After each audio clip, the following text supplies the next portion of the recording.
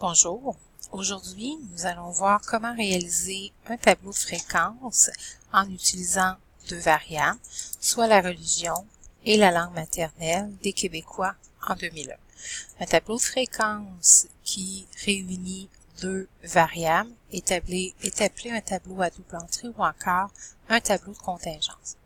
Alors la première étape, nous allons insérer un tableau croisé dynamique. Pour ce faire, je clique dans la base de données, je fais une insertion tableau croisé dynamique et je vais aller le placer dans une feuille de calcul déjà existante. L'emplacement, je vais aller sélectionner mon emplacement sur ma feuille et voilà. Je veux avoir un tableau croisé dynamique avec les variables religion et langue maternelle. Alors, je vais prendre la variable religion, je vais la déplacer dans les lignes et prendre la langue maternelle, la variable langue maternelle, et la déplacer dans les colonnes. Pour la somme des valeurs, j'ai le choix. Je peux soit prendre la religion ou encore la langue maternelle. Je vais prendre la religion. Le tableau croisé dynamique est maintenant complété. Pour créer mon tableau de fréquence, je vais faire une copie de mon tableau croisé dynamique en omettant la sélection de la première ligne pour avoir un tableau qui ne contiendra que les données et non pas le lien dynamique avec la base de données. Je fais la copie des informations et j'obtiens la base de mon tableau de fréquence. Par contre, je dois réorganiser l'ordre des données. Donc, pour les religions, les deux modalités, aucune appartenance religieuse et autre religion, devront être déplacées à la toute fin du tableau. Donc, je les déplace pour l'instant, je les mets de côté. Je vais replacer catholique, juive, musulmane et protestante dans le début de mon tableau. Je vais faire suivre avec autre religion et je vais compléter avec aucune appartenance religieuse. Je fais de même avec les langues maternelles. Alors, étant donné qu'on est au Québec, la langue maternelle la plus fréquente, c'est le français. Je vais placer cette modalité-là en premier dans mon tableau. Alors, je vais avoir français pour commencer, suivi de anglais, ainsi que anglais et français. Ça se poursuivra avec langues autochtones et finalement autres. Et voilà, mes modalités, autant pour la religion que pour la langue maternelle, ont été replacées en ordre. Maintenant, je vais faire la mise en page, je vais faire la mise en forme de mon tableau. La mise en forme inclut la numérotation du tableau, l'ajout d'un titre, le nom de la variable dont les modalités sont dans des colonnes, dans ce cas-ci c'est la langue maternelle, le nom de la modalité qui est dans la première colonne, le nom de la variable qui est dans la première colonne, soit la religion. J'ai aussi supprimé le mot général à côté des deux mots total, donc ici j'avais total général et là aussi. Pour terminer, j'ai ajouté la source. Ce qui reste à faire maintenant, c'est de placer des zéros dans les cellules qui sont vides. J'ai déjà commencé à le faire, il en reste quelques-uns dans le tableau croisé dynamique. Excel a des cellules vides pour le tableau croisé dynamique quand il n'y a aucune donnée qui correspond au croisement des deux modalités. Donc, dans ce cas-ci, langue autochtone, autre religion. Il n'y avait aucun individu qui possédait ces deux caractéristiques-là. Donc, on avait un vide. Lorsqu'on fait la copie dans le tableau croisé, dans le tableau de fréquence, on doit inscrire à la main des zéros. On aurait terminé le tableau à double entrée pour la répartition des Québécois selon la langue maternelle et la religion. Pour le second tableau, nous allons présenter la répartition en pourcentage des Québécois selon la langue maternelle et la religion au Québec en 2001. Le lien qu'on va faire avec le tableau précédent, c'est qu'on va présenter les mêmes fréquences à l'aide de pourcentages, c'est-à-dire les fréquences relatives plutôt que les fréquences absolues. Dans le titre, on voit qu'on veut présenter les données selon la langue maternelle et la religion. Ça signifie que nos pourcentages vont être calculés en considérant le nombre total d'individus de l'échantillon, c'est-à-dire 1000.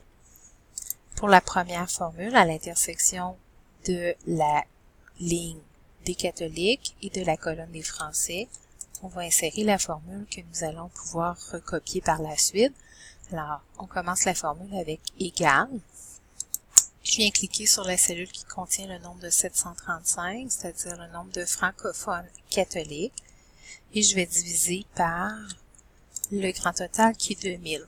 Tout à l'heure, quand je vais faire la copie incrémentée de cette cellule-là, donc, quand je vais la déplacer vers la droite, le 735 va devoir devenir 41, puis 1, suivi du 0.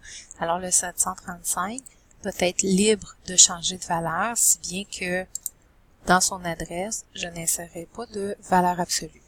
Par contre, pour le total, lorsque je vais copier ma formule, le grand total devra demeurer le même en tout temps. Alors, j'ajoute des symboles de dollars à l'aide de la commande F4.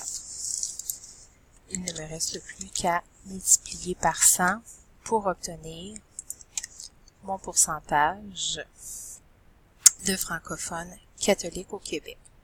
Je fais la copie de ma formule vers le bas, donc une copie incrémentée, et ensuite je fais la même chose vers la droite. Donc, j'obtiens un tableau qui contient les pourcentages de Québécois dans chacune des intersections de mon tableau, donc pour chacune des modalités de mes deux variables. Le tableau 2 est maintenant complété. Poursuivons avec le tableau 3. Cette fois-ci, on va avoir la répartition en pourcentage toujours des Québécois par catégorie de religion.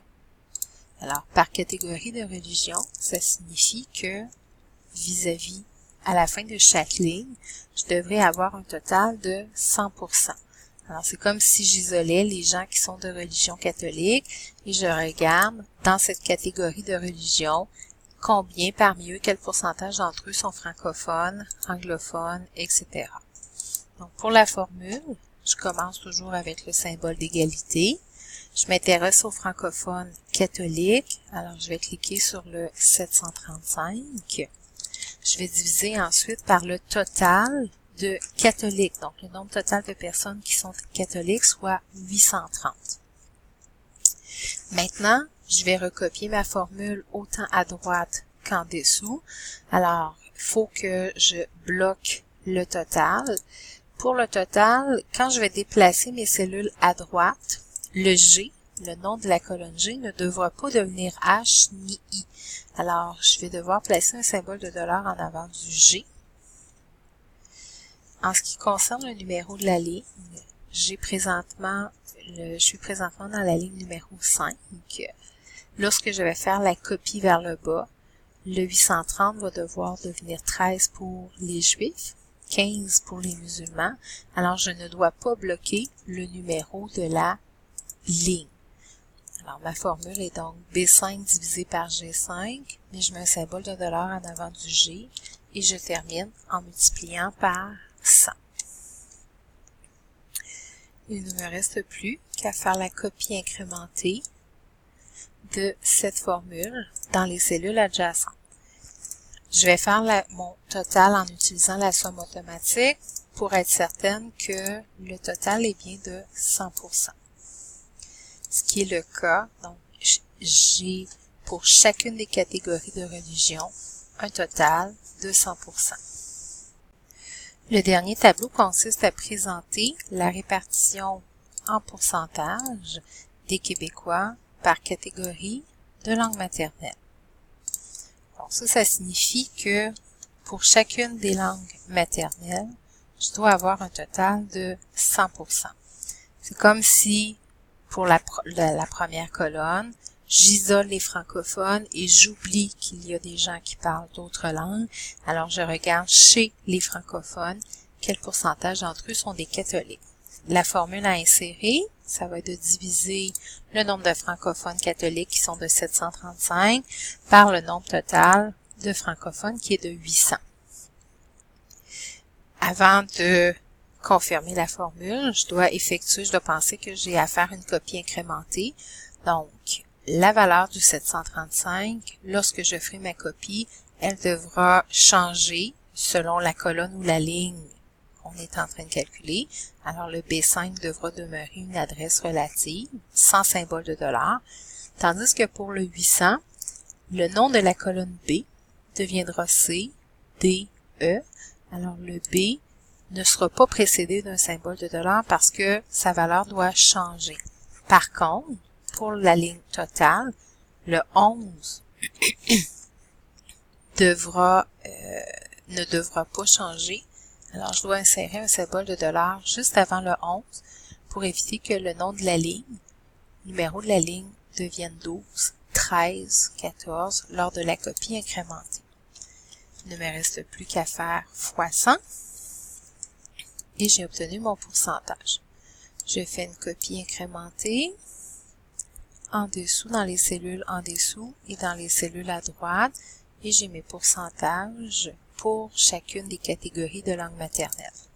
Je valide le tout en faisant la somme automatique pour chacune des langues, et là je vois que pour toutes les cellules, j'ai 100%, alors j'ai effectivement présenté mes fréquences par catégorie de langue maternelle. Et nous avons terminé avec le 4e tableau. Pour terminer, nous allons regarder la signification de quelques nombres pour chacun des tableaux, d'un nombre pour chacun des tableaux, celui qui est à l'intersection de la ligne des catholiques et de la colonne des francophones. Alors, si on regarde pour le premier tableau, le 735, ça représente le nombre de Québécois qui étaient francophones et de religion catholique en 2001. Donc, on se réfère à l'ensemble des Québécois de l'échantillon. C'est pour ça qu'on peut dire que c'est 735 Québécois qui étaient francophones et de religion catholique. Pour le second tableau, c'est à peu près la même chose. La nuance, c'est que ici, j'exprime mon nombre en pourcentage. Alors, j'ai 73,5% des Québécois qui étaient francophones et de religion catholique. Pour le troisième tableau, j'ai un tableau qui présente par catégorie de religion. Alors, c'est comme si j'avais isolé la religion catholique, les autres n'existent pas, et je regarde combien d'entre eux, quel pourcentage d'entre eux sont francophones. C'est pour ça que je peux dire que 88,6% des Québécois catholiques étaient francophones en 2001. Et pour mon dernier tableau, chez les Québécois francophones, donc ça signifie qu'on a isolé nos Québécois selon la langue maternelle. Alors, chez les Québécois francophones, on en dénombrait 91,9% qui sont catholiques en 2001. Et ça termine la présentation pour les tableaux reliés à deux variables statistiques.